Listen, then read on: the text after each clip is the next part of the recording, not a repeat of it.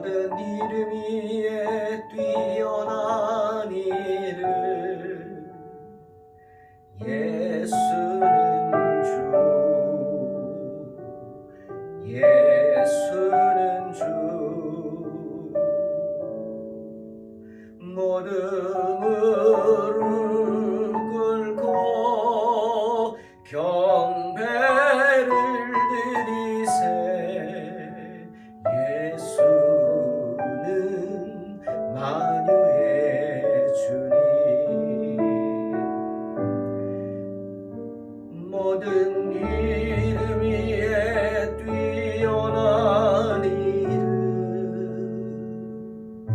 예수는 주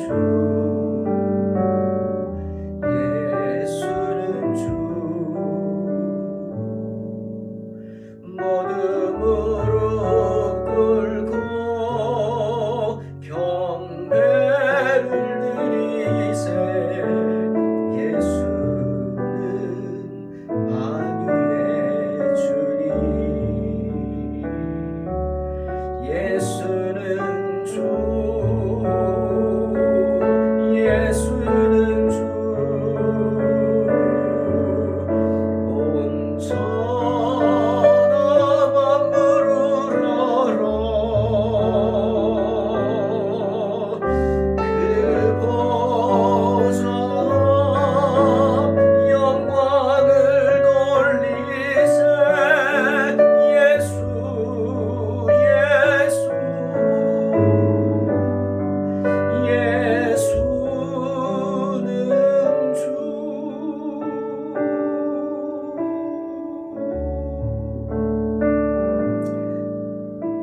모든 이름 위에 뛰어난 이름 예수는 주 예수는 주 모든 무릎 꿇고 경배를 드리세 예수는 만유의 주님 예수는 주 예수는 주 온 천하 만물을 알아 그 보좌 영광을 돌리세 예수 예수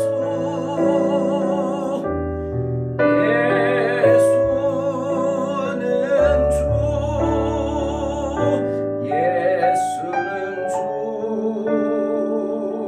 예수는 주 온 천하 만물을 알아 그 보좌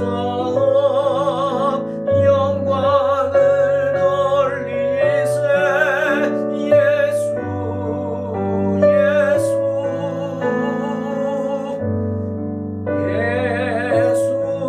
예수는 주 예수 예수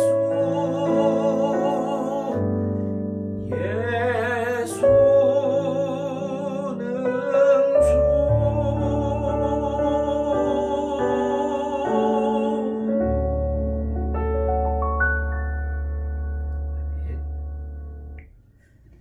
창세기 6장입니다. 40번째 강의 11절로 13절 봉독합니다. 그때 온 땅이 하나님 앞에 부패하여 포악함이 땅에 가득한지라 하나님이 보신즉 땅이 부패하였으니 이는 땅에서 모든 혈육 있는 자의 행위가 부패함이었더라. 하나님이 노아에게 이르시되 모든 혈육 있는 자의 강포가 땅에 가득하므로 그 끝날이 내 앞에 이르렀으니 내가 그들을 땅과 함께 멸하리라. 아멘. 세상에서도 누군가 죄를 지으면 그 죄 때문에 피해를 받은 사람이 있습니다. 누군가의 그 죄악된 행동으로 인해서 피해를 본 사람들이 있다는 것이죠. 그럼 어떡합니까? 피해를 당한 사람이 고소를 합니다. 고발을 하죠. 그러면 경찰이 사건을 접수하고 사실 여부를 조사해서 검찰에 고발을 합니다. 그러면 검사가 사건을 받아서 검토하죠. 죄가 있는지 없는지, 진짜인지 가짜인지 살펴봅니다.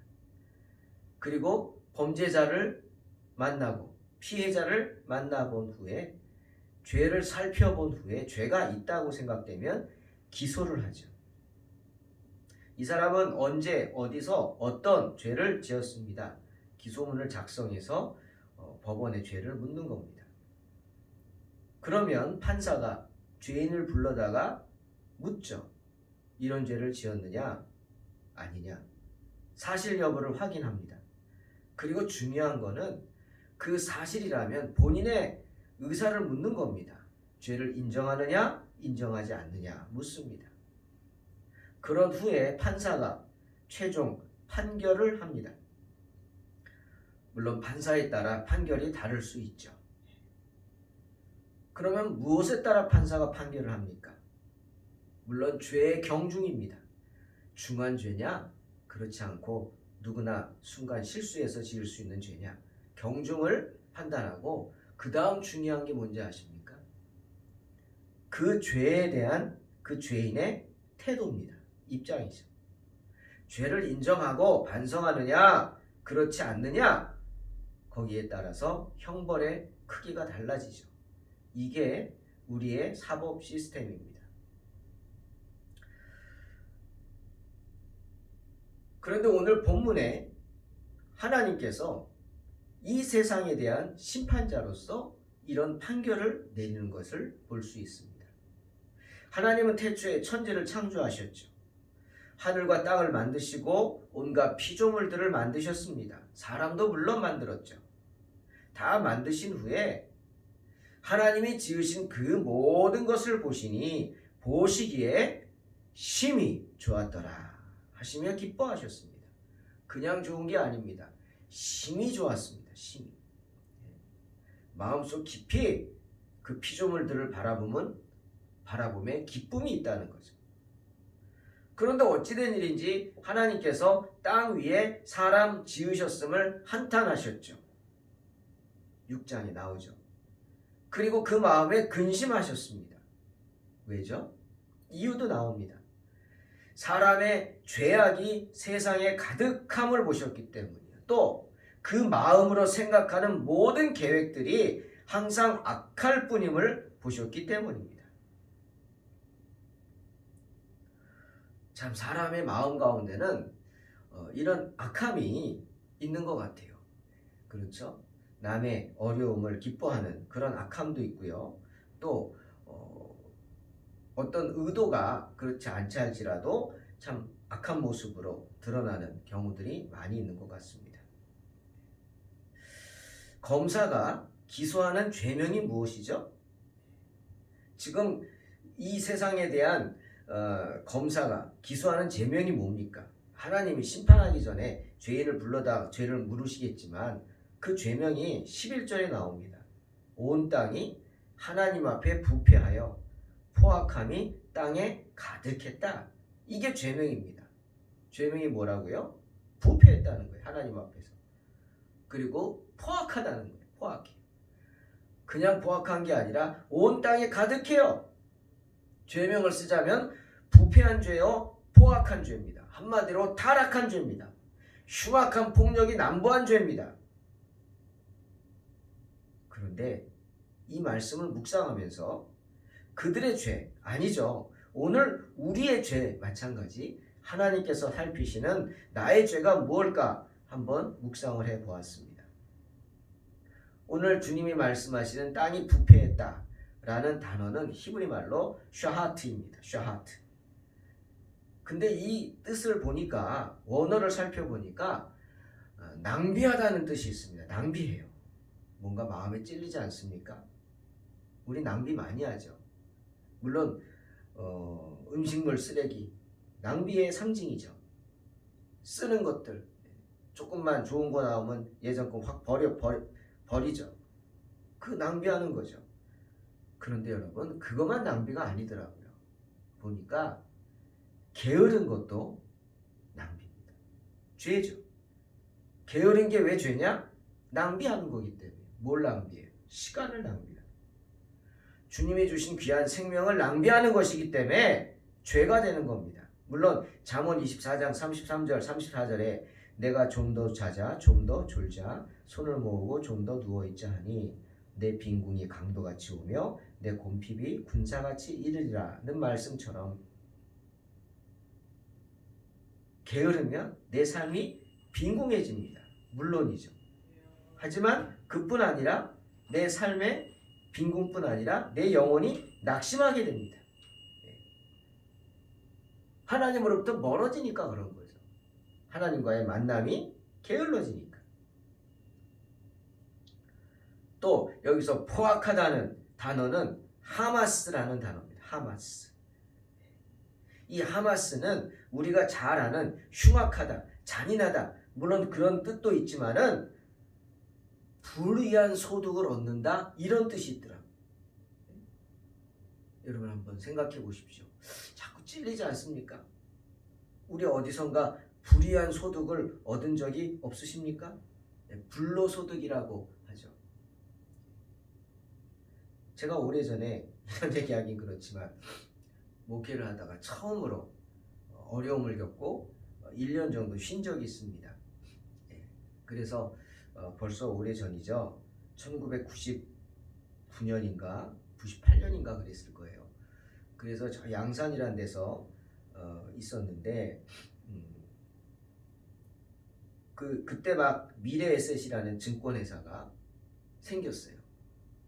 인터넷을 처음 시작할 때니까 컴퓨터로 이제 보니까 미래에셋 증권이라는 데서 뭐가 왔어요. 팝업이 뜨면서 무슨 경품을 주니까 뭐 하라고. 그래서 응모를 했어요. 그러고 며칠 있다가 생각지도 않았는데 뭐가 소식이 온 거예요.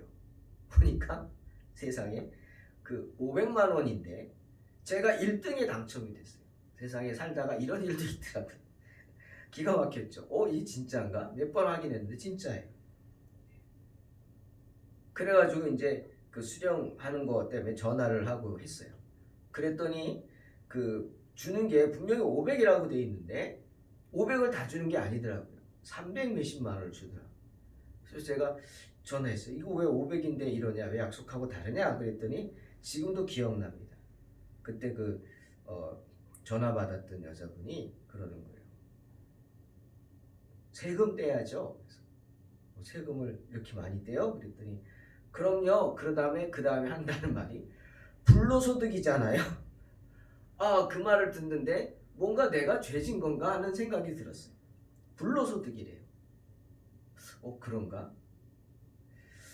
여러분 그때 한번 생각을 많이 한 기억이 나는데 그렇구나. 요즘 보면 주변에서도 얼마 전에도 그런 분들이 있더라고요. 사람들이 눈먼 돈이라고 합니다. 눈먼 돈이 무슨 돈이에요? 나라 돈을 눈먼 돈이라고 하더라고요. 그래서 나라에서 여러 가지 어려운 사람들을 위해서 사업하는 것을 악용을 해가지고 뭐 머리를 써서 악용을 해서 그 돈을 눈먼 돈이라고 가져가는 게 임자라고 뭐 이런 식으로 해서 탐내는 사람들이 많습니다. 하지만 그것 또한 불의한 소득이겠죠. 그것 또한 죄일 것입니다. 12절에 하나님이 보신즉 땅이 부패하였으니 이는 땅에서 모든 혈육 있는 자의 행위가 부패하였음이었더라 라고 말씀하십니다. 노아 시대에는요 온 땅에 이런 사악함이 가득하였습니다. 모든 종류의 죄가 그들 가운데 있었습니다. 그런 인간의 사악함이 출애굽기 34장 26절 말씀처럼 몸에 좋다고 해서 사람들이 어떻게 살았어요? 염소 새끼를 그 어미의 젖으로 삶아 먹었어요. 잔인하죠. 네. 그 염소가 알면 얼마나 기가 막히겠어요. 네. 낳은 것도 억울한데 자기 젖으로 자기 새끼를 삶아 먹는다? 인간의 잔인함, 포악함. 그런 잔인함과 포악함이 당시 세상에 가득했다는 거죠. 오죽하면 하나님이 그렇게 하지 말라고 말씀하셨겠어요. 그런 포악함이 인간 사회를 파멸로 이끈 것입니다. 양심과 하나님께 대한 두려움은 어디론가 사라지고 사람들은 짐승이 되고 서로에게 영혼을 잡아먹는 마귀가 되고 만 것이죠. 여러분, 인간의 이런 죄 때문에 최대 피해를 받은 사람이 누굽니까? 피해를 받은 존재가 뭐예요? 피조물이죠. 로마서 8장 22절 말씀에 나오잖아요. 피조물들이 인간들 때문에 탄식하고 있다고 말씀하십니다. 인간의 탐욕 때문에 자연은 파괴되고 있어요. 바다의 물고기들이요 없어지고 있단 말이죠. 어족자원이. 왜? 쌍끌이 어선 뭐 이래가지고 땅 밑에까지 긁어가서 어린 새끼들까지 촘촘한 그물로 다 잡아가니까 씨가 마르는 겁니다. 그뿐입니까? 예. 나무 없겠다고 나무를 다 베어가지고 자연이 파괴돼서 짐승들이 터전을 잃어버리죠. 그뿐입니까? 이 코로나 이게 다 어디서 나온 거예요? 인간의 사악함 때문에 나오죠. 몸에 좋다고 별의별 걸 다 잡아먹으니까. 예? 정말 짐승들이 독을 품은 거 아닙니까? 그래서 이런 무서운 병균들이 생긴 거 아니냐고요. 바로 이런 인간의 잔인함, 포악함이 세상을 파멸로 이끈 겁니다. 고통받고 있어요. 하나님께서 그렇게 고통당하는 피조물의 고통을 들으신 거죠. 그렇게 고통당하는 땅을 보신 겁니다. 그리고 고통받는 피조물들과 더불어서 주님이 친히 증인이 되셨습니다. 세상에 폐괴함이 가득 찼다고 소리쳐서 죄를 물으시는 겁니다. 12절 다시 한번 보십시오. 이는 땅에서 모든 혈육 있는 자의 행위가 부패함이었더라 말씀하시죠.